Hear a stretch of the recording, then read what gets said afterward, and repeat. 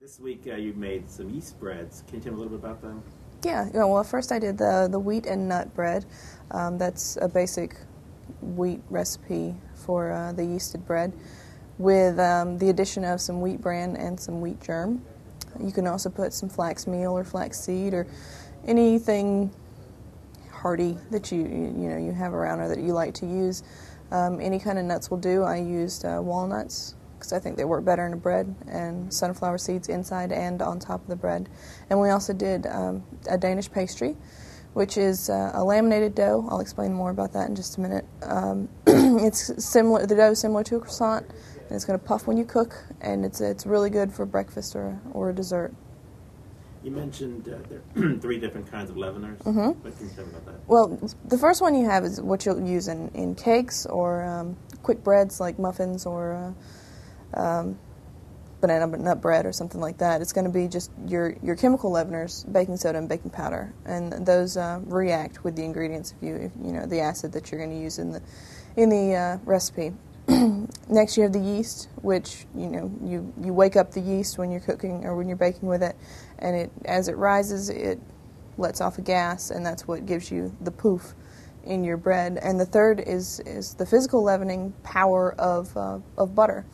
And when you roll butter into thin sheets within the dough, and it cooks, it puffs up because the water inside the butter turns to steam, and it puffs. And that's what when you have like puff pastry, or when you have croissants, or in this case Danishes, you have you have that puffing effect. And it's kind of complicated when you read it, the instructions, and you're thinking about getting into it. But once you get going, it's really quite simple. It's just it's very time consuming to do what we call laminating the dough. It's a laminated dough, meaning you seal in a thin sheet of butter within the dough, and you continue to roll it out, fold it on itself, roll it again. You need to make sure that you let it rest in the refrigerator in between each rolling time, because if the butter melts, you're going to have a disaster. It's going to leak out the sides, and it's not going to puff, and you'll just be left with dough. But in the case of the Danish, the dough itself has yeast in it, so it's got a little of the leavening. But when you add the butter in and keep rolling it out and keep rolling it out, you're going to have several layers as you go, and it's going to leave you with a nice puffed piece of pastry. Are there any other tips when you're making bread? Yeah, I use a stand mixer with a dough hook, and in my instructions I say to use one because I find it to be the easiest and most effective way to do it. That's the way we do it at school. That's the way they do it in major bakeries. You can do it by hand, but it's going to be a little more difficult. You're going to get tired a lot quicker. Invest in a mixer with a dough hook, a good one. I have a 6-quart, but you could use a 4.5-quart mixer. It really makes a difference. And when you're doing the bread, just follow the instructions. Don't be intimidated by, the amount of work that's involved, because once you get going, it's really quite simple.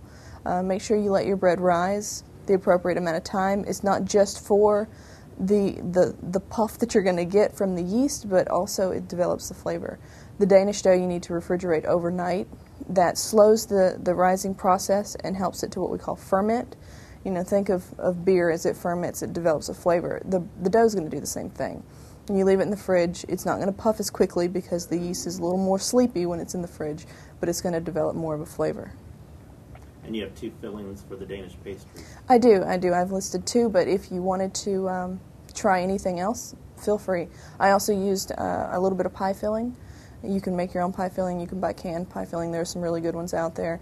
You can use pretty much anything you'd like. If you wanted to use fresh fruit, you can use fresh fruit. If you wanted to use jams, you could use jams. Just try it out and see what you like. And in the cream cheese filling, I've suggested that you put a little bit of citrus zest in there. It won't make it taste like the citrus, but it'll kind of give it that little underlying flavor that just adds to the cream cheese.